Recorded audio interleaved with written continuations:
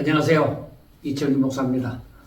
오늘은 누가복음 7장을 보도록 하겠습니다. 그런데 누가복음 7장이 50절까지 있습니다. 그래서 제가 이것을 두 부분으로 나누어서 하려고 하다가 근데 1절에서부터 50절까지의 전체의 말씀을 보면은 더 유익할 것 같아서 제가 세세하게는 못한다 하더라도 어느 정도의 의미를 또 가질 수 있도록 제가 50절까지 보도록 노력을 하겠습니다. 그리고 여러분들도 말씀을 들으면서 무엇을 깨달아야 되는지 좀 더 신경을 써주시면 감사하겠습니다. 제가 이렇게 화요일날 이렇게 매일마다 묵상한 것을 영상으로 찍어서 올리는데 사실 이 화요일날에는 이 말씀에 대한 어떤 제가 묵상하는 부분을 이렇게 보기도 하지만은 주일날에는 그 묵상한 부분에 어떤 꼭 알았으면 좋겠다 싶은 그 부분을 콕 집어서 설교를 하는 것이기 때문에 화요일날 이 영상도 영상이지만은 주일날 설교도 함께 들으면은 좋겠다는 생각이 듭니다. 이렇게 제가 묵상해 가는 것이 조금 여러분들에게는 어떻게 들리는지 모르지만은 저는 참 기쁘고 즐겁습니다. 하나님의 그 말씀의 깊은 의미를 깨달아 간다는 것은 하나님을 믿는 모든 사람들에게는 기쁜 일이 될 줄로 믿습니다. 저 또한 나이가 이만큼 들어서 이렇게 하나님의 말씀을 더욱더 알아간다는 데 대해서 너무나도 감사하게 생각하며 정말 하나님 앞에 갈 때까지 항상 하나님의 말씀을 묵상하기를 원합니다. 건강히 그만큼 따라가 주기를 또 원합니다. 자, 그러면은 오늘 말씀에 보면은 1절에 예수께서 모든 말씀을 백성에게 들려주기를 마치신 후에 가버나움으로 들어가시니라 하고 이제 가버나움에 들어가서의 사건이 일어납니다. 그런데 2절에 어떤 백부장의 사랑하는 종이 병들어 죽게 되었더니 하면서 10절에 보내었던 사람이 집으로 돌아가 보면 종이 이미 나아 있었더라 하는 2절에서부터 10절까지의 사건을 보면서 우리가 이 백부장의 사건은 사람들이 많이 알잖아요. 백부장은 이방인으로서 이스라엘 사람들에게서도 찾아볼 수 없는 큰 믿음을 가졌다는 것입니다. 그래서 예수님께서 9절에 마지막에 보면은 내가 너희에게 이르노니 이스라엘 중에서도 이만한 믿음은 만나보지 못하였노라 하고 말씀을 합니다. 그래서 이 2절부터 9절까지 10절까지의 이 말씀을 보면서 우리가 이미 알고 있는 것은 알고 있는 것이고 그것을 바탕으로 해서 이 말씀을 좀 더 깊이 생각해 볼 때에 우리가 이미 알고 있지만은 정말 백부장의 놀랄만한 믿음. 이 믿음은 이방인인데 백부장은 이방인인데 어떻게 해서 이만한 믿음이 생겼을까? 그것이 굉장히 부럽죠. 그리고 또 이방인들에게도 구원의 역사가 일어난다는 것을 또 깨달을 수 있습니다. 그리고 이 백부장에 있어서 중요한 것은 무엇이냐? 오늘 중요하게 생각하여 보고자 하는 것은 3절에 보면은 예수의 소문을 듣고 유대인의 장로 몇 사람이 예수께 보내어 오셔서 그 종을 구해 주시기를 청한지라 하고 말씀을 합니다. 그러니까 3절을 보면은 백부장이 예수님에 대한 소문을 들었습니다. 예수님의 소문을 듣고서 자기하고 평소에 친하게 지내는 유대인의 장로들 몇 사람을 예수님께 보내었습니다. 왜냐하면 이방인은 자기가 예수님 앞에 나아가기는 좀 아닌 것 같아서 차라리 자기가 잘 알고 지내는 그 유대인의 장로, 그래도 백성들의 지도자 아닙니까? 그래 유대인의 장로 몇 사람을 예수님께 보내어서 자기의 사랑하는 종의 병을 낫게 해주시기를 원했습니다. 그래서 이 말씀을 보면서 우리가 백부장의 그 모습을 우리가 한번 생각해 보도록 하겠습니다. 자, 백부장은 예수님의 소문을 들었습니다. 예수님의 소문을 듣고서 어떻게 했느냐? 소문을 듣고서 유대인의 장로, 그러니까 자기가 잘 아는 장로죠. 유대인의 장로를 예수님께 보내게 됐습니다. 예수님께 보내어서 그래서 어떻게 하기를 원하느냐? 그렇게 자신의 종 죽게 되어졌죠. 그러니까 자신의 종의 병을 낫게 해 주기를 바랐던 것입니다. 그러면은 예수님은 참 이 백부장은 예수님의 소문을 듣고서 자신의 종을 자신의 종이 병 걸려서 죽게 되어졌잖아요. 그 자신의 종이 병에 걸려서 죽게 되어졌는데 그걸 낫게 하여 줄 수 있으리라고 믿었던 거예요. 그러니까 우리가 성경에 보면서 이 소문을 듣고서 일어난 일들이 많습니다. 그래서 우리가 일단 좋게 소문을 듣고 좋은 일이 일어났던 것은 그 어떤 가나안 땅에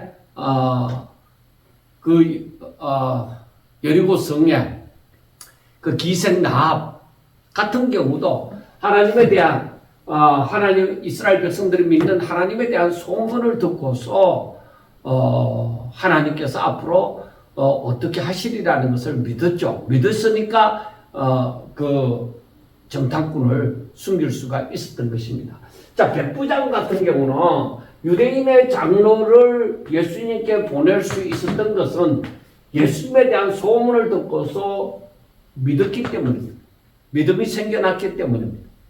그래서 여기에서 4절에 보면은 이에 그들이 예수께 나와 간절히 과에 이르되, 자, 유대인의 장로들이 예수님 앞에 나아갔잖아요. 예수님 앞에 나아가서 이 일을 하시는 것이 이 사람에게는 합당하니이다. 그가 우리 민족을 사랑하고 우리를 위하여 회당을 지었다. 자, 백부장은 유대의 민족을 사랑하고, 그러니까 유대 민족을 사랑하고, 그리고 저들을 위하여서 회당을 지었다. 그러니까 백부장은 유대인의 장로들에게 있어서 귀한 존재로 여겨지죠. 그러니까 유대의 민족을 사랑하고 회당을 지었다는 것입니다. 그래서 여기에서 보면은 백부장은 유대인의 장로를 예수님에게 보내어서 자신의 종의 병을 죽게 된 자기 종을 낫게 하여 주기를 바랐습니다. 그런데 백부장이 자신의 사랑하는 종, 그리고 이 종이라도 사랑하는 종입니다. 그래서 유대인의 장로를 보내서 그렇게 했는데, 그런데 이 백부장의 그 근본이 어떠하냐? 근본이 좋은 사람이에요. 우리가 세상 말로 하면은 정말 착한 사람이다. 좋은 사람이에요. 그리고 자신의 종을 백부장이면 군인 아닙니까? 그런데 군인이면 좀 더 가감하게 하는 것도 있고 그렇게 할 텐데 자신의 종을 사랑하는 거야. 그리고 바로 자기가 다스려야 될 그 유대인들의 그 민족을 사랑하고 또 저들이 예배드리는 회당을 지어준 거예요. 그래서 근본적으로 좋은 사람입니다. 좋은 사람이. 그래서 이 백부장에게 예수님의 소문이 들려졌을 때는 뭐요? 저에게 믿음이 생겼다는 거죠. 아마 백부장은 착한 물론 좋은 사람이지만은 저의 마음이 악하지 아니하므로 예수님의 소문을 들었을 때에 그 듣게 된 자체가 은혜이거든요. 그러니까 예수님의 소문을 듣게 되어졌을 때에 저에게 믿음이 생기는 그런 복을 받았다 이 말이에요. 그런데 백부장이 이제 어떻게 바뀌어졌느냐? 자, 한번 보세요. 예수님께서 함께 갔을 때 이제 그 장로들이 청함으로 말미암아서 가게 되어지죠. 이에 그 집이 멀지 아니하여 백부장이 벗들을 친구들을 보내어 이르되, 자, 백부장이 어떻게 했어요? 벗들을 친구들을 예수님께로 보냈어요. 그 장로들에게 보냈어요. 이르되 주여 수고하지 마옵소서 내 집에 들어오심을 나는 감당하지 못하겠나이다. 그러니까 뭐라고 하느냐? 주여, 예수님께 주여 수고하지 마옵소서. 그러니까 자신이 그 장로들을 청하여서 자신의 사랑하는 종의 병을 낫게 해달라고 보냈지만은, 그런데 이 백부장에게 변화가 일어났어요. 주여 수고하지 마라 이래. 왜? 내 집에 들어오심을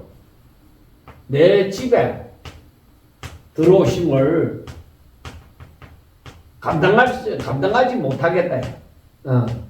감당할 수 없나이다 하는 것입니다. 내 집에 들어오시는 것을 내가 감당할 수 없나이다. 그러니까 저는 이것을 보면서 뭘 생각하느냐 하면은, 베드로가 진짜 말도 안 되게 밤새도록 수고했지만 고기 한 마리 제대로 잡지 못했는데 예수님의 말씀에 의지해서 그물을 내려서 진짜 두 배에 가득 차도록 고기를 잡았단 말이에요. 그 베드로가 어떻게 했어요? 주여 나는 죄인이로소이다. 나를 떠나소서 내가 죄인이로소이다. 그러니까 백부장이 이렇게 지금 느끼는 거, 주여 수고하지 마옵소서 내 집에 들어오심을 감당할 수 없다. 감당할 수 없다. 이거는 백부장의 겸손이라고도 볼 수 있지만은 저는 그걸 겸손이라고 볼 수 없는 거야.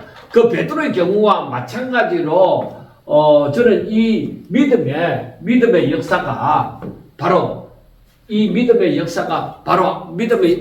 그의 믿음으로 인하여서 하나님의 은혜가 더욱더 임하여서 자신을 돌아보게 되어진 거예요. 그래서 물론 겸손한 마음이 생기지만은 자신을 돌아보게 되어지는 은혜가 임한 거예요. 그는 거룩하신 분이시고, 내가 감당할 수 없는, 내가 감히 그 앞에 설 수 없는 그런 존재다. 내가 백부장이고, 너는 유대인이잖아. 나는 백부장이야. 너희들을 다스리는 백부장이야. 그런데 이 백부장이 예수님한테 느끼는 것은 내가 감당할 수 없는 존재다. 내 가까이 오심을 감당할 수 없는 존재로 얘기하는 거예요. 우리 사람들은 하나님을 믿는다고 하면서 하나님을 어떻게 생각하는지 모르지만은, 하나님께서 우리를 나의 벗 아브라함아 이렇게 말씀하는 것처럼 그 하나님께서는 아브라함을 친구처럼 그렇게 생각하고 그렇게 하는지 모르지만은 사람의 입장에서 바로 예수님이 어떤 분인지, 하나님이 어떤 분이신지 그걸 안다면은, 그걸 깨닫는다면은 그 베드로가 주여 나를 떠나소서 나는 죄인이로소이다 그렇게 하는 것처럼 이 백부장도 뭐요? 수고하지 마옵소서 내 집에 들어오심을 감당할 수 없다. 당신은 대단한 존재이다. 그러므로 말미암아 일어나는 일이 말하는 것이 무엇이에요? 내가 죽게 나아가기도 감당하지 못할 줄을 알았나이다. 그러니까 자신이 죽게 나아가는 것도 나아가기도 감당하지 못할 줄을 알아나. 감당하지 못한다. 그러니까 바로 당신이 말씀만 하옵소서.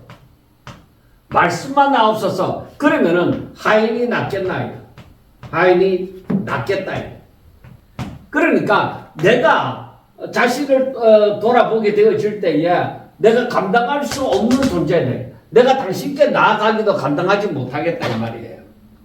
그래서 이 느끼는 것이 백부장이 느끼는 것이 당신이 말씀만 해도 내 하인이 낫겠다. 그러니까 베드로가 예수님께 어떻게 했어요?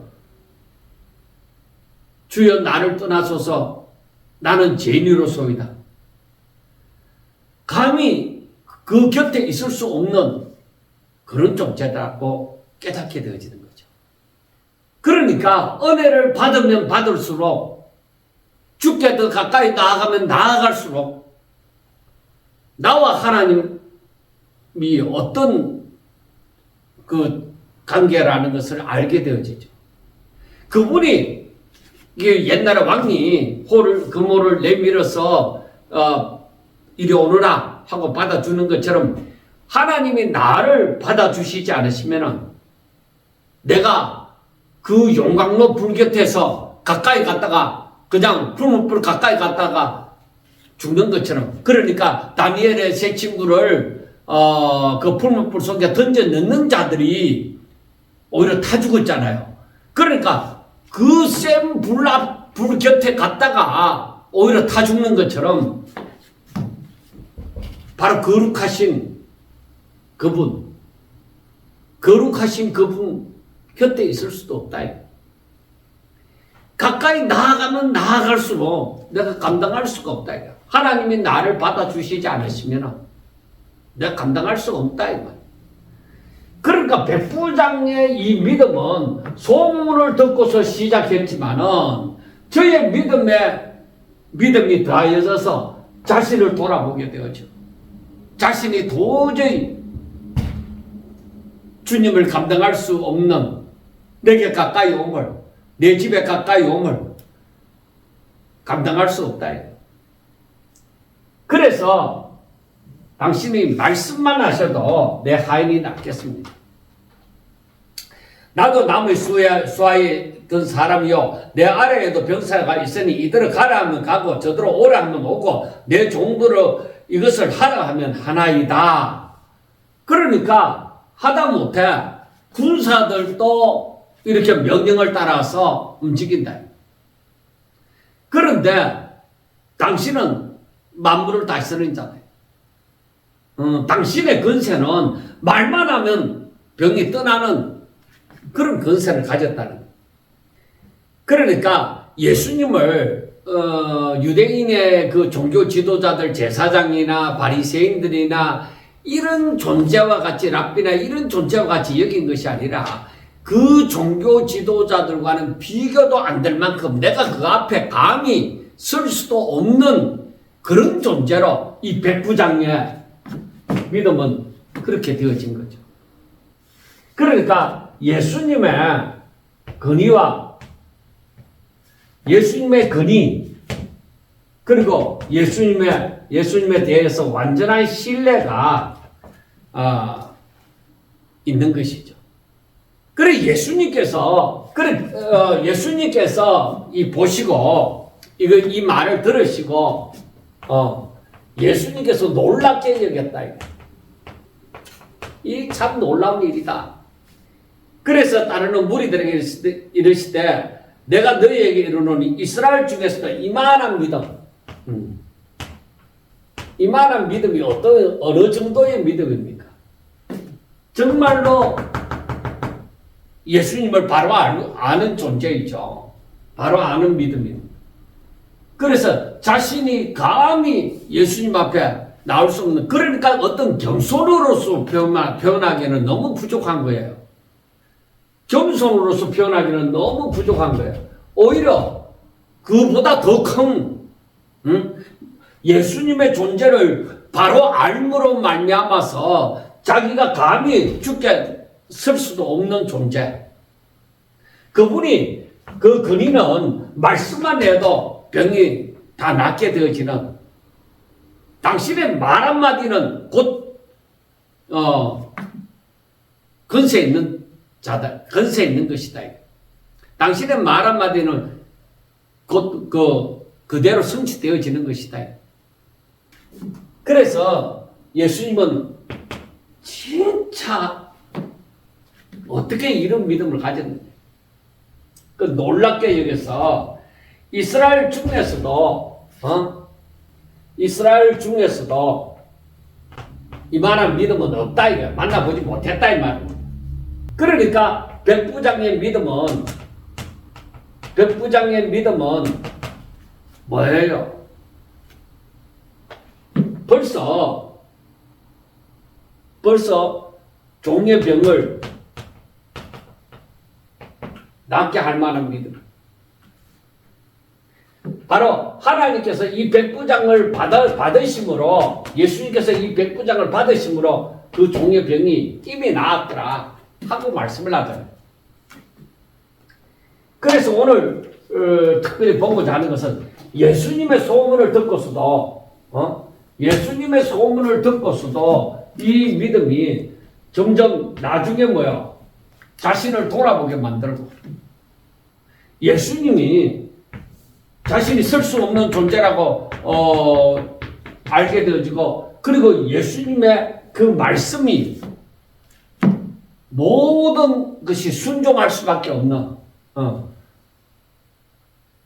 그래서 말씀만 하면은 하인이 나을 줄 믿는. 그런데 실제다 이거예요. 그거는 그냥 허황된 것을 믿는 것이 아니라 이건 실제예요. 말씀만 해도 하인이 낫겠나이다. 그건 실제다 이거. 그러니까 이 종의 병이 이미 나은 거예요. 이 믿음대로 될지. 물론 이방 사람인 백부장이 이만한 믿음을 가졌다. 그래 이 이방인에게도 복음이 이렇게 들어가서 예수님의 소문을 듣고서도 구원받는 이런 놀라운 역사가 일어났다 하는 것도 중요하지만은,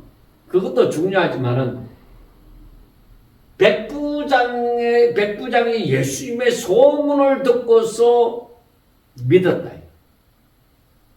그래서 이만한 믿음을 가진 거예요. 그런데 자, 백부장과 이스라엘 사람들, 즉 유대인들 이 사이에 백부장은 이만한 믿음을 가지는데 이스라엘 사람들은 뭐야? 이만한 믿음이 없다. 이 이스라엘 사람들은 이미 하나님의 말씀을 먼저 듣고 그걸 지키고자 살아온 사람 아닌가요? 그런데 백부장은 그렇지 않습니다. 이방인입니다. 하나님의 말씀과는 무관한 존재였습니다. 그런데 소문만 듣고서 이만한 믿음을 가졌다. 예수님이 놀랄 만한 이만한 믿음을 가졌다. 그래서 우리가 무엇을 생각해 봐야 되겠습니까? 정말로 우리가 이 백부장의 어느 정도의 사람이냐, 유대인의 장로들도 인정하는 사람이에요. 유대민족을 사랑하고 해당을 짓고 자기 그 당시에 신분의 격차가 심했을 텐데 자기 종을 보내는, 자기 종을 낫게 너무나도 사랑함으로 유대인의 장로를 시켜서 예수님에게 보내서 낫게 하고자 하는 그만큼 정말 이 착한 사람입니다. 그런데 그의 마음이 어디로, 누구에게로 열렸다? 예수님께로 열렸다. 그러므로 우리 마음이 하나님께로 열리고 하나님을 의지하고자 하고 하는 이건 뭐예요? 복이다. 내 마음이 하나님께로 열려졌다 하는 것은 이건 복이다. 내가 이 소문을 듣든지 성경책을 읽든지 신앙서적을 읽든지 누구의 전도를 받든지 간증을 듣든지 간에 내 마음이 하나님께로 열려서 하나님을 의지하고자 하는 것은 진정한 복이다. 그런데 여러분, 우물그릇에서 목말라 죽는 사람은 누구예요? 이스라엘 사람. 예수님께서 얘기하잖아요. 이야, 이방인 백부장이 이만한 믿음을 가졌는데 이스라엘 사람들은 뭐냐? 이스라엘 중에서 이만한 믿음을 내가 만나보지 못했다. 왜 그랬을까? 저는 이게 고민이 되는 거예요. 이스라엘 중에서는 왜 이만한 믿음을 가진 사람이 안 나왔을까? 그것은 저는 전적으로 가르치는 자의 잘못이 있다고 봅니다. 그때 바리새인이나 서기관들이, 랍비들이 성경을 제대로 이해하지 못하고 잘못 가르쳤기 때문에 사람들은 예수님을 알아보지 못하고 예수님에 대해서 의심을 가지고 자기들이 하고 있는 것이 자기들이 그 율법을 다 지킴으로 말미암아 구원받는다고 생각하는 것이 이만한 백부장이 가진 이만한 믿음이 나오지 않았다고 봅니다. 이제 그 다음 말씀을 한번 봅시다. 그 다음 말씀을 보면은 11절에 그 후에 예수께서 나인이라는 성으로 가실새 제자와 많은 무리가 동행하더니 성문에 가까이 이르실 때에 사람들이 한 죽은 자를 메고 나오니 이는 한 어머니의 독자요 그의 어머니는 가부라 그 성에 많은 사람도 그와 함께 나오거늘 하고 얘기합니다. 그러니까 1절에서부터 10절까지 말씀해 보면은 1절에서는 뭐요? 처음에 가버나움으로 예수님께서 이제 산상수훈을 마치시고 가버나움으로 들어갈 때 일어난 일이고, 자, 이번에는 예수님이 나인이라는 성으로 들어갈 때에 일어나는 일입니다. 예수님께서 나인이라는 나인 성으로 가까이 갈 때에, 그때에 죽은 자를 메고, 죽은 자를 메고 나옵니다. 그런데 이 죽은 자는 가부의 독자입니다. 가부의 독자다. 그런데 그 성에 많은 사람도 이 죽은 자를 메고 나올 때에 함께 나옵니다. 이때에 많은 사람이 함께 있었다는 것이죠.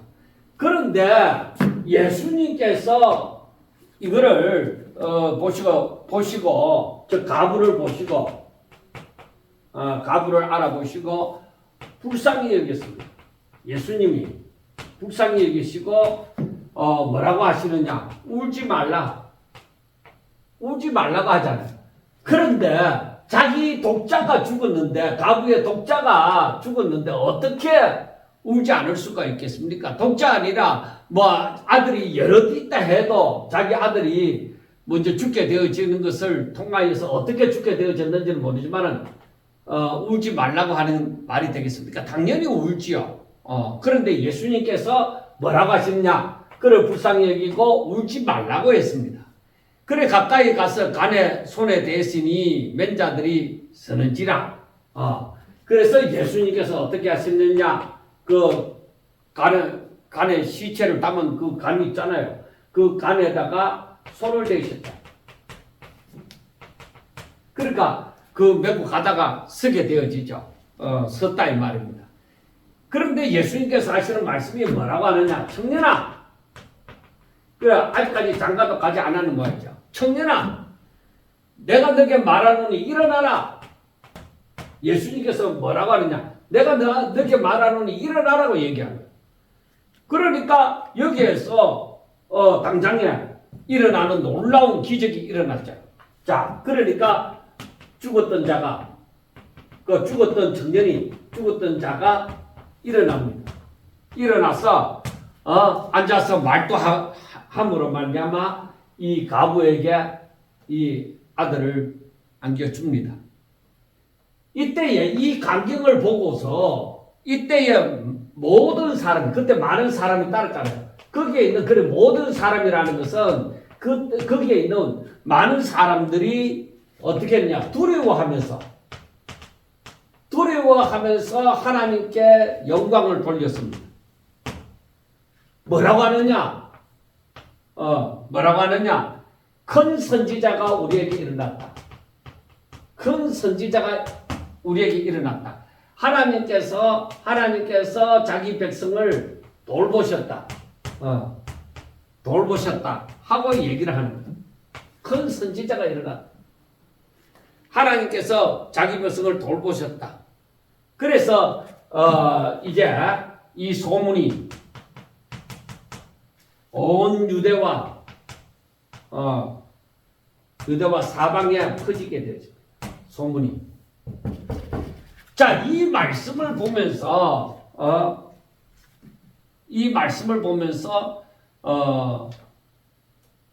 어떻게 무엇을 생각해요? 예수님은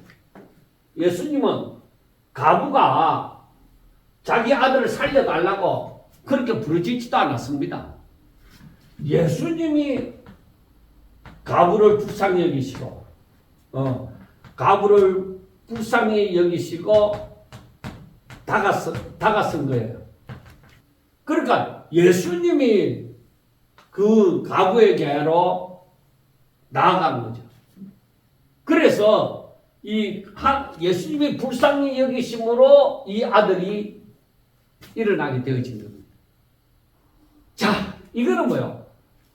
우리가 하나님께로 나아감으로 하나님께로 나아가서 그 바로 앞에 있던 백부장처럼 낫게 해주세요. 내 종을 낫게 해주세요. 이렇게 하는 것도 있지만 예수님이 다가와서 이렇게 은혜를 베풉니다. 그래서 이 가부가 자기 아들을 안게 되어지고 하나님 앞에 영광을 돌리게 되어지죠. 자, 여기서 생각해 보고자 하는 것이 있습니다. 그게 뭐냐? 우리가 물론 평상시 같으면 예수님이 불쌍히 여기실 때에 하나님의 놀라운 이적이 일어난다. 그렇죠. 그런데 오늘 생각해 보고자 하는 것은 앞에서 백부장은 소문을 듣고서 정말 놀랄 만한 믿음을 가졌는데 이스라엘 중에서는 그런 믿음이 없어요. 자, 그런데 모든 사람이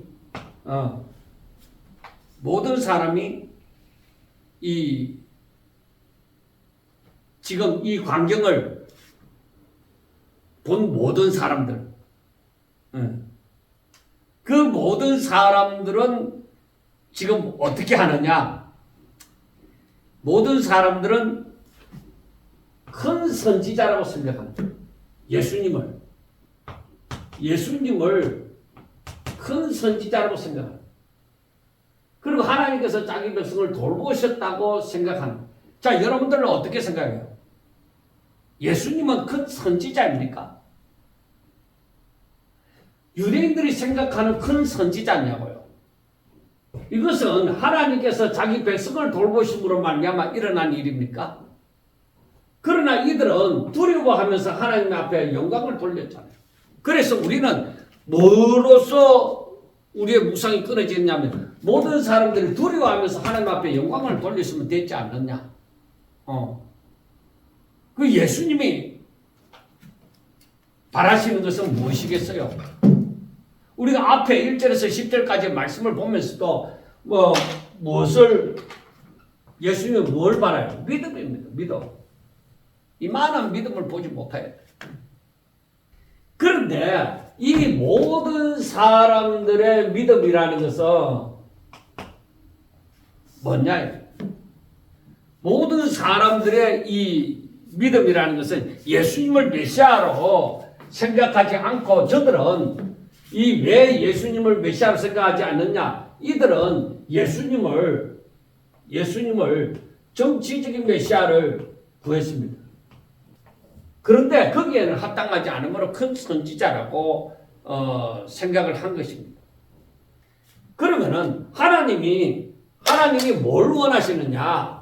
하나님의 뜻, 하나님의 원하심, 하나님의 뜻은 사람들이 예수님을 통한 완전한 구원을 얻기를 바라십니다. 그래서 사람들이 예수님을 메시아로 인정하기를 바랍니다. 인정하고 영접하기를 바라는 것입니다. 그리고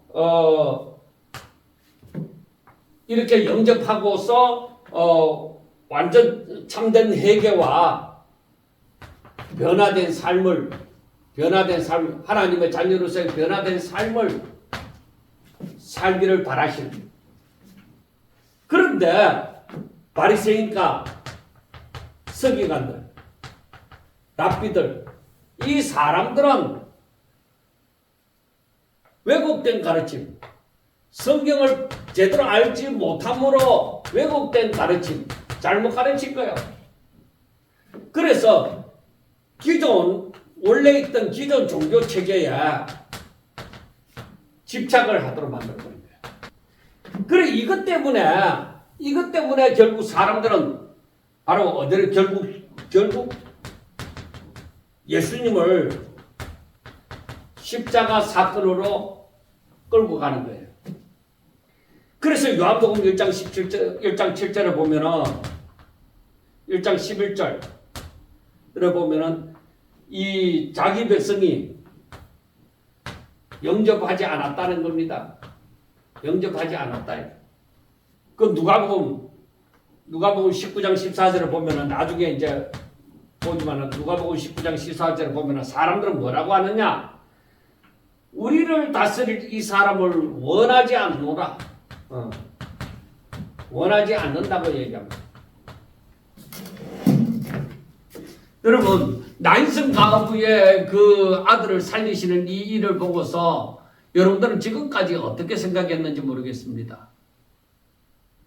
예수님께서 불쌍히 여기시자 그 아들을 살리셨다. 그래서 가부의 품에 안기고 거기에 있는 사람들은 다 하나님 앞에 영광을 돌렸다.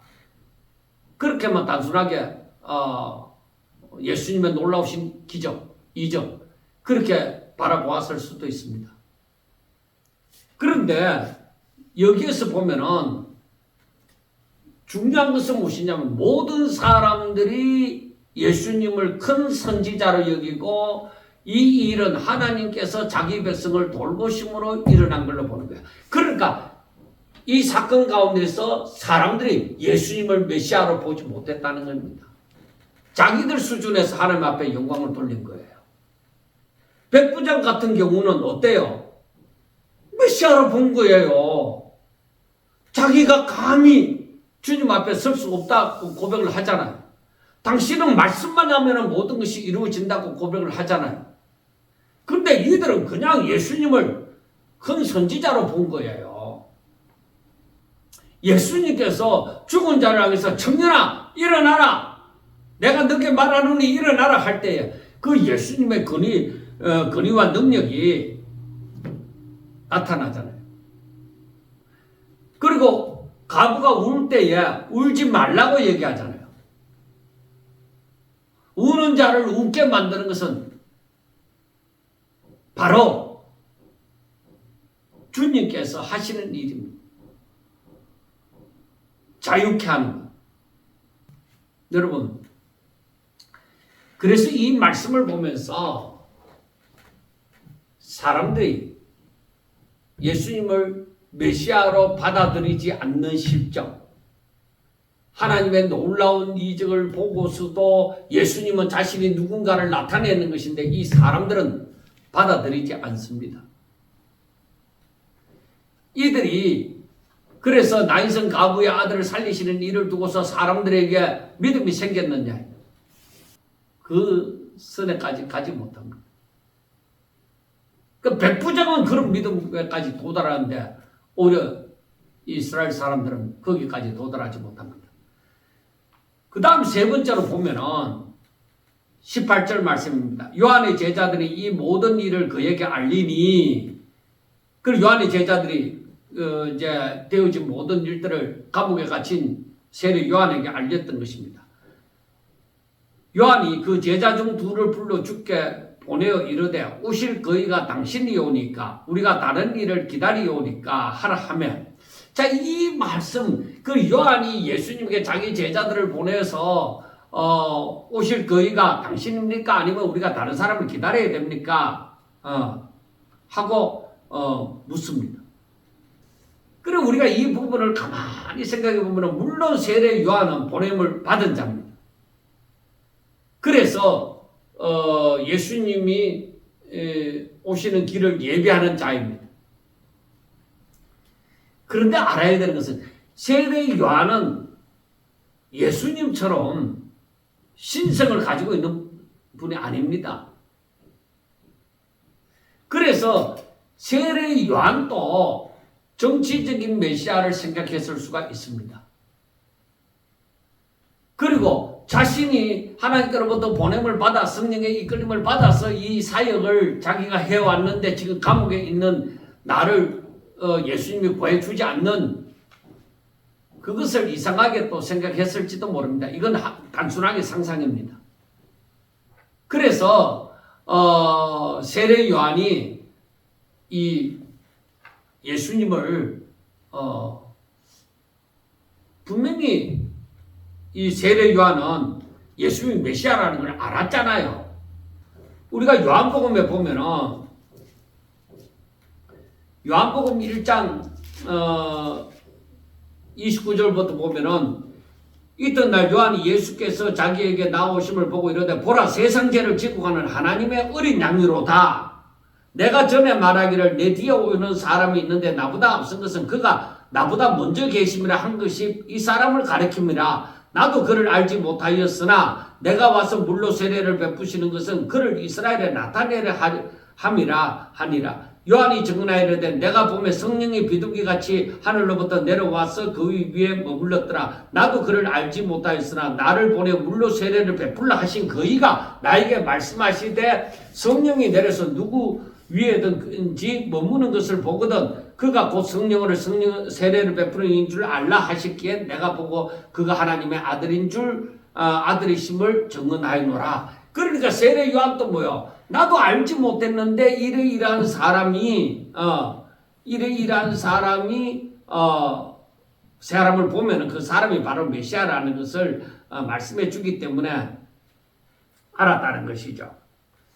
자, 그런데 여기에서 보면은 이 성령의 역사와 영적 계시로서 이제 세례 요한은 메시아를 알았잖아요. 그러나 예수님이 행하신 일을 볼 때에 세례 요한도 다른 유대인들과 마찬가지로 정치적인 메시아를 생각했을 수가 있습니다. 그러므로 저분이 진짜 맞나? 분명히 자기에게 성령과 그 영적 계시로 말미암아 알았지만은 저분이 세상 죄를 지고 가는 하나님의 어린 양이로다 하는 것을 알았지만은 의문이 들 수도 있었다는 것입니다. 그러므로 예수님에 대한 예수님이 메시아라는 것에 대한 그 확신을 얻고 싶어서 지금 이런 질문을 했을 수도 있다는 것입니다. 그러니까 또 제자들에게 예수님이 메시아라는 것을 확실하게 알게 하고 싶어서 그 예수님 제자들을 예수님께 보내어서 그 질문을 했을 수도 있습니다. 사람들은 예수님을 선지자 중에 하나라고 생각하기는 쉽습니다. 그러므로 요한의 제자들에게 확신할 수 있도록 유도를 한 것입니다. 자기는 감옥에 있으므로 죽음이 가까이 왔다는 것을 알고 이 자기의 제자들을 예수님이 메시아라는 것을 더욱더 알 수 있도록 그 질문을 하고 예수님께 나아가도록 했는지 모릅니다. 그러니까 두 가지로 해석할 수 있다는 것이죠. 세례 요한은 이미 알고 있었는데 제자들을 예수님께로 인도하기 위해서 그러한 질문을 했다. 혹은 세례 요한도 인간이므로 이러한 의문이 들었다. 더욱더 확실하게 알기 위해서 그 의문을 풀기 위해서 이렇게 질문을 했다. 그렇게 우리는 생각할 수가 있습니다. 그들이 20절입니다. 그들이 예수께 나와 이르되 세례 요한이 우리를 보내어 당신께 여쭈어 보라고 하기를 오실 거이가 당신이오니까 우리가 다른 일을 기다릴까 하되이다 하니 마침 그때에 예수께서 질병과 고통과 및 악기 들린 자를 많이 고치시며 또 다른 맹인을 보게 하신지라. 그러니까 그때에 요한의 제자들이 예수님께 왔을 때에 이 예수님이 행하신 일을 본 거죠. 그래서 예수님이 저들에게 얘기하되 너희가 가서 보고 들은 것을 요한에게 알리되 맹인이 보며 못 걷는 사람이 걸으며 나병한 자가 깨끗함을 받으며 기먹은 사람이 들으며 죽은 자가 살아나며 가난한 자에게 복음이 전파된다 하라. 누구든지 나로 말미암아 실족하지 않는 자는 복이 있도다. 그렇게 말씀을 했습니다. 그러니까 맹인이 보는 거나 못 걷는 사람이 걷는 거나 나병한 자가 깨끗함을 받는 거나 기먹은 사람이 듣는 거나 죽은 자가 살아나는 거나 가난한 자에게 복음이 전파되는 거나 이 모든 것이 뭐예요? 눌린 자들에게 자유함이 주어지는 것이죠. 이건 메시아로 말미암아서 되어지는 일입니다. 그래 이걸 세례 요한에게 얘기를 하라고 한 거예요. 그래 이것을 보면은 세례 요한이 자기의 죽음을 앞두고서 예수님이 메시아라는 것을 더욱더 확실하게 알고 싶은, 확신을 갖고 싶은 그런 마음이 있었다는 것을 우리가 볼 수가 있습니다. 자, 그 다음에 24절부터 보면은 요한이 보낸 자가 떠난 후에 예수께서 무리에게 요한에 대하여 말씀하시되 너희가 무엇을 보려고 광야에 나갔더냐? 바람에 흔들리는 갈대냐? 그러면 너희가 무엇을 보려고 나갔더냐? 부드러운 옷 입은 사람이냐? 보러 화려한 옷을 입고 사치하게 지내는 자는 왕궁에 있느니라. 그러면 너희가 무엇을 보려고 나갔더냐? 선지자냐? 옳다. 내가 너희에게 말하노니 선지자보다도 훌륭한 자니라. 기록된 바 보라 내가 내 사자를 내 앞에 보내노니 그가 내 앞에서 내 길을 준비하리라는 것이 이 사람에 대한 말씀이라 하고 말씀을 합니다. 그러니까 사람들은 이 뭔가 시대의 흐름이 뭔가 색다른 것이 나타나게 될 때 일단은 관심을 가집니다.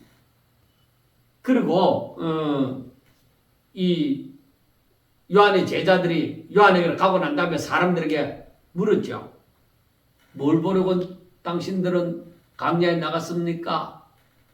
바람에 흔들리는 갈대입니까? 거기에서 부드러운 옷 입은 사람입니까? 하고 물었습니다. 뭘 보는 것 같았냐? 제가 이 말씀을 묵상하면서 다 생각하는 게 사람은 왜 물어봅니다. 사람은 왜 물어보는 거예요? 눈에 보이는 것을 원하는 거예요. 사람들이 이 아름다운 것을 보고자 하는 거예요. 자기들이 원하는 걸 보고자 하는 거예요. 그래서 광야에 너희들이 바람에 흔들리는 갈대를 보러 나갔더냐? 부드러운 옷 입은 사람을 보러 나갔더냐? 아니면 선지자를 보려고 나갔더냐? 맞다. 이 사람은 선지자보다도 더 훌륭한 자다. 말라기서 3장 1절에 기록된 바 먼저 보냄을 받은 자가 바로 이 세례 요한이다 하고 말씀을 합니다. 그래서 28절에 보면은 여자가 낳은 자 중에 요한보다 큰 자가 없도다. 그러나 하나님 나라에서는 극히 작은 자라도 그보다 크니라 하고 말씀을 합니다. 28절에 여자가 낳은 자 중에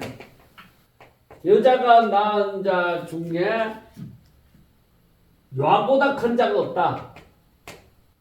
요한이 가장 크다 이 말이죠.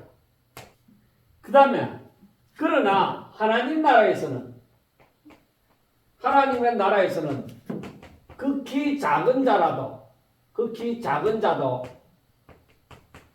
요한보다 크다. 그 여자가 낳은 자 중에 요한보다 큰 자가 없다. 그리고 여자가 낳은 자 중에 요한이 가장 어떤이 되는 것이죠. 근데 하나님의 나라에서는 극히 작은 자 중에 극히 작은 자라도 요한보다는 크다는 겁니다. 그러니까 이것은 물론 우리가 선지자 중에 가장 훌륭한 선지자라고 했잖아요. 그래 구약 시대는 메시아에 대하여 메시아를 기다립니다. 그리고 신약 시대는 메시아를 직접 만나고 오시고 난 다음에 직접 만나고 구원을 경험합니다. 자, 예수님의 오심으로 말미암아 이 신약 시대는 뭐요? 예수님의 오심으로 말미암아 이 신약 시대는 하나님의 나라가 임하는 것이죠.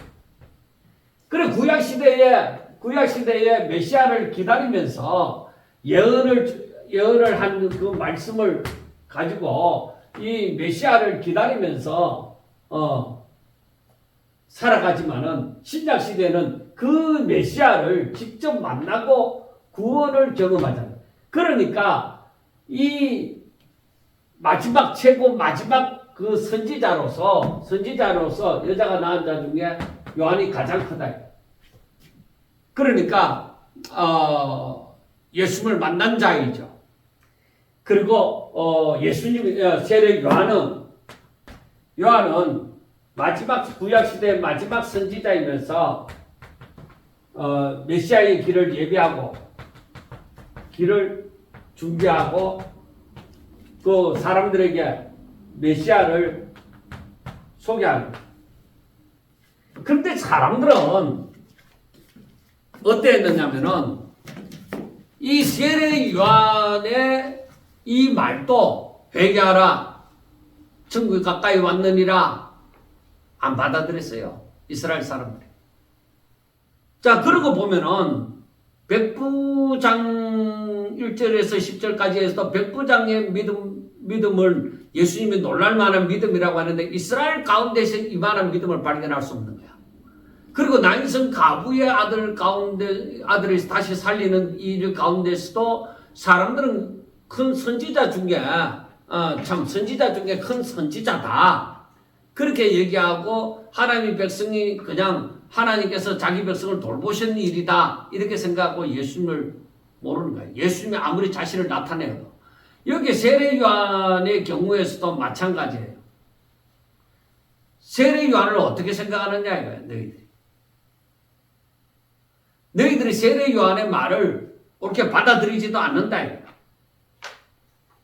자, 그래서 29절부터 보세요. 모든 백성과 세리들은 이미 요한의 세례를 받은지라 이 말씀을 듣고 하나님을 어렵다 하되 바리새인과 율법 교사들. 그러니까 바리새인 모든 백성과 세리들은 약한 자들입니다. 모든 백성과 세리들 이들은 약한 자들. 그래 이들은 벌써 요한의 세례를 받았다. 그래서 하나님을 어렵다 하되 바리새인과 율법 교사들은 세례를 받지 않았다. 세례를 받지 않았다.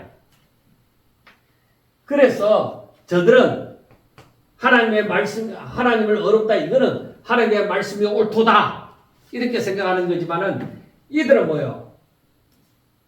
그들 자신을 위한 하나님의 뜻을 버렸다. 외면했다는 것입니다. 그러니까 이들은 요한의 세례를 거부하고 그리고 회개의 필요성을 부인하고 왜? 자기들은 말씀대로 잘 살고 있으니까 자신들의 의를 고집하는 거예요. 그리고 요한의 말들을 듣지 않았어요. 그래서 예수님께서 뭐라고 말씀하느냐? 이 세대의 사람을 무엇으로 비유할꼬? 무엇과 같은가? 비유하건대 아이들이 장터에 앉아 서로 불러 이르되 우리가 너희를 향하여 피를 부르도 춤추지 않고 우리가 곡하여도 울지 아니하였다 함과 같도다. 그러니까 이들은 뭐요? 피리를 불어도 춤추지 않는다. 그리고 곡을 하여도 울지 않는다. 그 다음에 세례 요한이 와서 떡도 먹지 않고 포도주도 마시지 않으면 너희들의 말이, 즉 세례 요한을 향해서 뭐라고 하느냐? 귀신 들렸다. 마시지 않고 먹지도 않으면 귀신 들렸다고 했어요. 자, 그 다음에 예수님이 오셔서 먹고 마시면 너희들의 말이 보라 먹기를 탐하고 포도주를 즐기는 사람이요 세리와 죄인의 친구다. 그렇게 말합니다. 그렇지만은 하니 지혜는, 하나님의 말씀은 지혜는 자기의 모든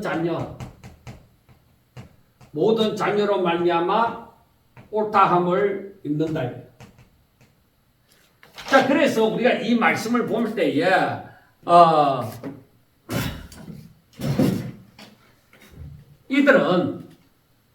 이들은 말씀에 대해서 최대한으로 변명하고 회피합니다.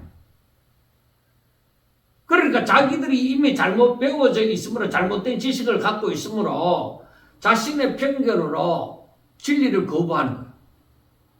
그러니까 우리가 잘못된 지식을 갖고 있다고 하는 것은 굉장히 무서운 거예요. 그 다음에 하나님의 이 다양한 이 섭리를 인정하지 않습니다. 그리고 겉으로 드러난 것으로 말미암아서 그런 것에 집착함으로 본질을 놓쳐버립니다. 그리고 세례 요한이나 예수님의 사역에 대해서 전혀 반응하지 아니하고 저들 나름대로 판단하고 비판을 해버립니다. 그리고 35절의 말씀이 지혜는 자기의 모든 자녀로 인하여 옳다함을 얻느니라 하고 말씀을 했잖아요. 이것은 하나님의 지혜와 그 구원 계획이 참된 믿음을 가진 자들의 삶을 통해서 입증이 된다는 거예요. 결국에 이것이 입증이 되어질 것인데, 세상은 예수님과 예수님의 사역에 대해서 오해를 하고 비판할 수 있지만은 진정 믿음을 가진 사람들은 저들의 삶을 통해서 하나님의 지혜가, 하나님의 말씀이 옳음을 증명을 한다는 것입니다. 그러니까 우리의 믿음은 단순한 입으로만 고백하는 것이 아니라 열매로 입증이 되어져야 된다는 얘기입니다. 그래, 이것이 지금 세례 요한의 경우를 가지고 지금 말씀함이, 지금 35절까지 말씀함이 바로 무엇을 말하는가? 그것은 바로 이 바리새인들, 서기관들, 그들이 대표가 되어지지만은 유대인들이 하나님의 말씀에 대해서 거부를 하는 거죠. 믿으려고 하는 것이 아니라 이들은 오히려 거부를 해왔다는 겁니다. 그래서 여기에서 좀 더 심화되어져 나온 그 사건이 무엇이냐? 36절부터입니다. 한 바리새인이 예수께 자기와 함께 잡수시기를 청하니 이에 바리새인의 집에 들어가 앉았을 때에 그 동네에 죄를 지은 한 여자가 있어 예수께서 바리새인의 집에 앉아 계심을 알고 향유 담은 옥합을 가지고 와서 예수의 뒤로 그 발곁에 서서 울며 눈물로 그 발을 적시고 자기 머리털로 닦고 그 발에 입 맞추고 향유를 부으니 예수를 청한 바리새인이 그것을 보고 마음이 이르되 이 사람이 만일 선지자라면 자기를 만지는 이 여자가 누구며 어떠한 자 곧 죄인인 줄 알았으리라 하고 말씀을 합니다. 그러니까 이 바리새인은 예수님을 식사를 같이 하자고 청했잖아요. 그런데 이것을 좋은 생각으로만 볼 수가 없는 거예요. 물론 그 다음 말씀에서 나오지만 좋은 생각으로만 볼 수가 없습니다.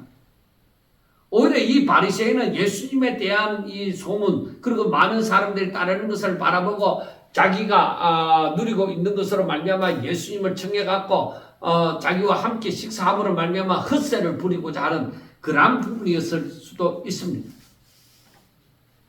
그리고 내가 예수님과 함께 식사했다, 내가 예수님을 만났다, 그와 어떤 얘기를 했다, 이런 어떤 종교적인 지위를 이용해서 예수님을 만나서 그 자기를 가시하고 싶은 그런 마음이었을 수도 있습니다. 그리고 오늘 그 39절의 말씀처럼 이 사람이 만일 선지자라면 자기를 만지는 이 여자가 누구며 여기다 앉았고 죄인인 줄 알았으리라 하는 것을 보면은 바리새인에게는 예수님을 향한 그 믿음이 없습니다. 만일 선지자라면 하고 생각을 하잖아요.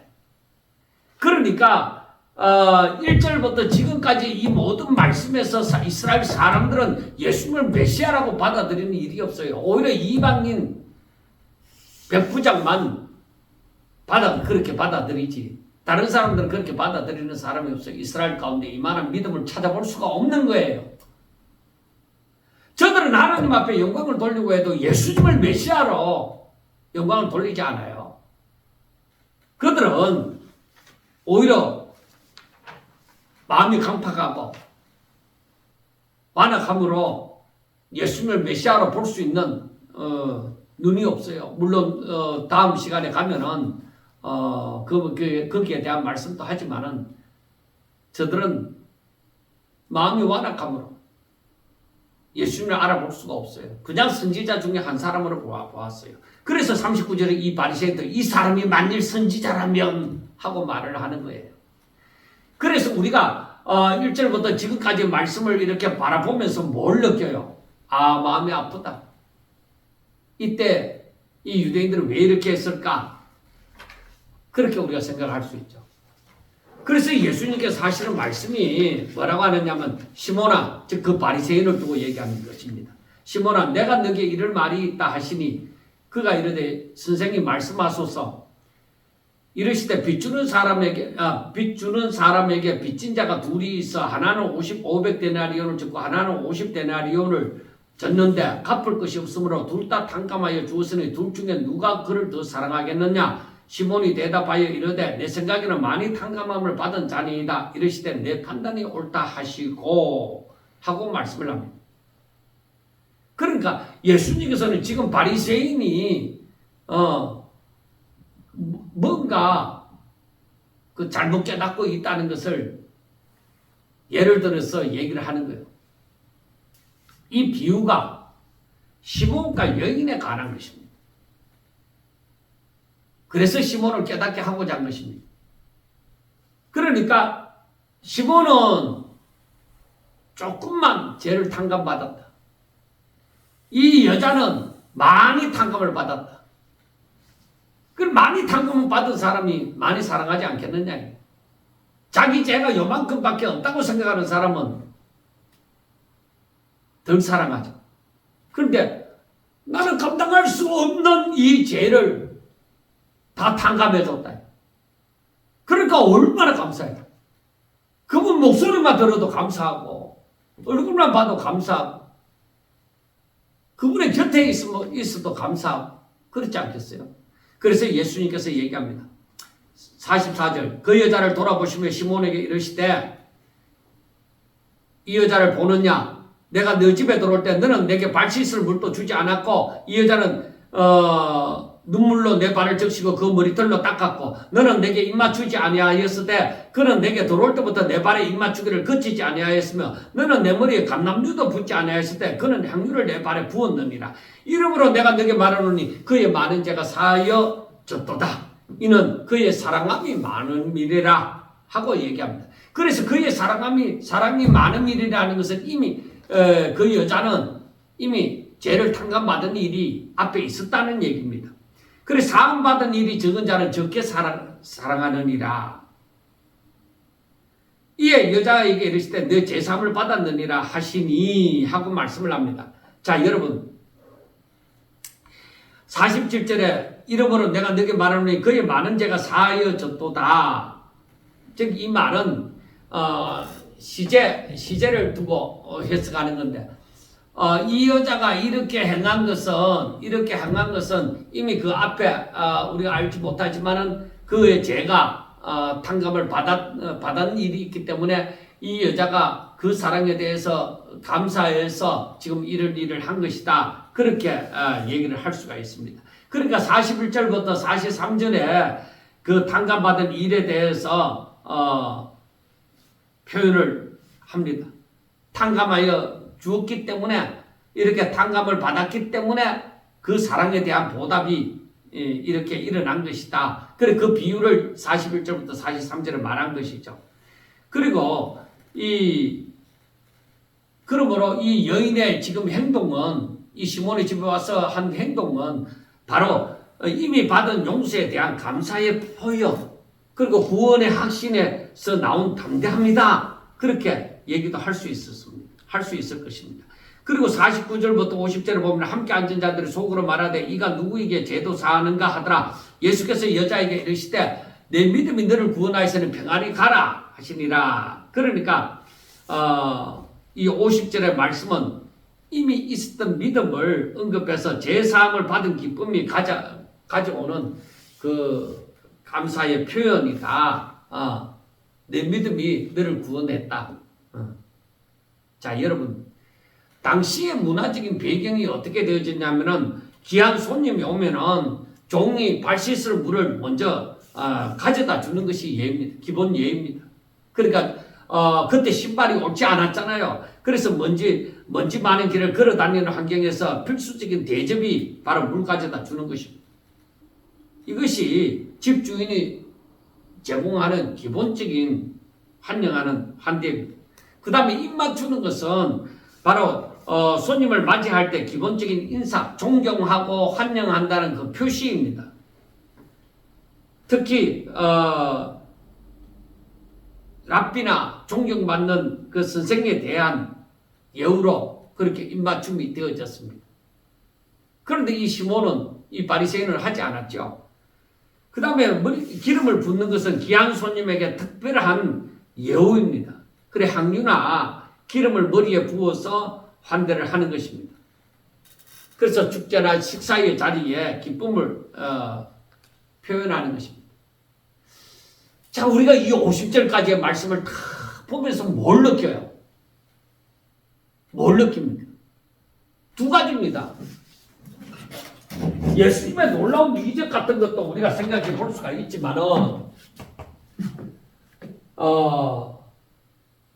예수님을 아는 자, 그리고 예수님을 모르는 자, 그러니까 여기에서 백부장이나 그 여인, 그리고 요한의 제자들, 그 다음에 예수를 모르는 자는 바로 이스라엘 백성이라고 생각하면 됩니다.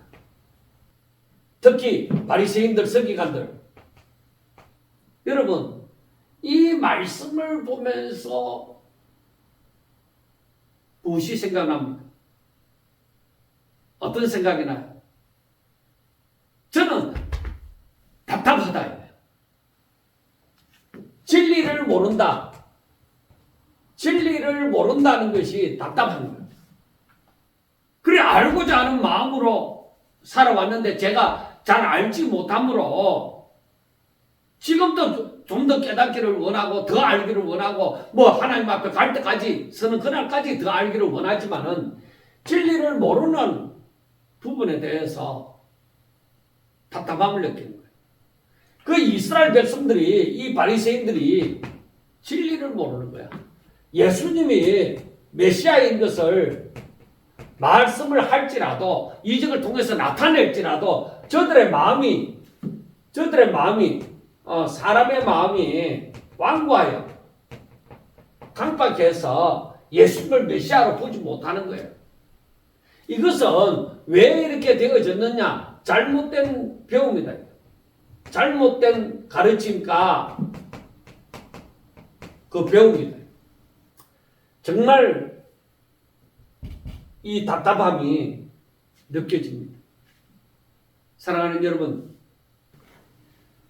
이 누가복음 7장 말씀을 전체적으로 보면서 믿음으로 산다는 것이 무엇일까? 우리 앞에서 너희들은 어떻게 살아라 하지만 그렇게 살려고 하면은 내가 믿음으로 살아야 되는데 믿음으로 산다는 것이 무엇일까?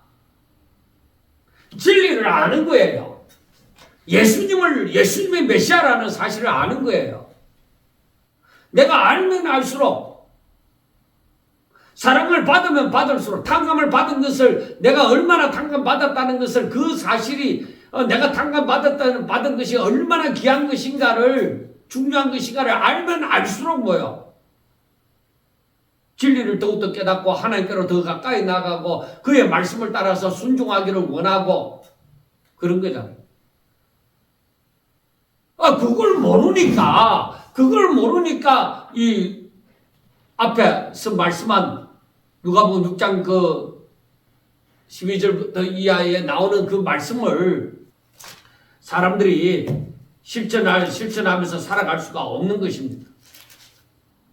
그래서 우리는 이 누가복음 7장을 보면서 하나님을 믿는다 하면서 하나님께 영광을 돌린다 하고 그렇게 하면서 예수님을 메시아로 모르는 것은 너무나도 안타까운 일입니다. 하나님을 향해서 내가 열심을 낸다고 하면서 예수님을 메시아로 모르는 것은 안타까운. 예수님을 알아야 구원을 받는데 예수님을 모르니까 저들은 오히려 자기들 멋대로 잘못 배운 대로 자기들 욕심대로 살아가는 거예요. 그러니까 우리가 믿음으로 산다고 하는 것은 하나님을 알아가는 거예요. 예수님 메시아라는 사실을 알아가는 거예요. 하나님의 뜻을 깨달아가는 거예요. 그래서 그의 뜻대로 순종하며 사는 거예요. 하나님이 나를 향한 그 사랑을 알므로 하나님이 어떤 분이신지 예수님이 어떤 분이신지 그분이 날 사랑하여 예수님을 이 땅에 보내주시고 날 위하여서 얼마나 큰 죄를 짊어지시고 나의 죄를 사하여 주셨다는 사실을 그걸 깨닫는다면 믿음으로 더욱더 살아갈 능력을 얻게 되어지는 것입니다. 살아가는 여러분, 오늘 긴 시간 동안 듣느라고 수고 많았습니다. 정말로 하나님의 뜻을 알아가기에 부족함이 없는 저와 여러분들이 되셔서 정말 이 깊은 그 의미를 날마다 깨닫고 하나님께로 더 가까이 나가며 하나님을 더욱더 사랑하고 이 여인처럼 정말 너무나도 엄청난 죄를 탕감받았다는 사실을 깨닫고서 나의 전부를 다하여서 하나님 앞에 영광 돌리는 감사하는 그러한 삶을 살 수 있기를 주의 이름으로 축원합니다. 감사합니다.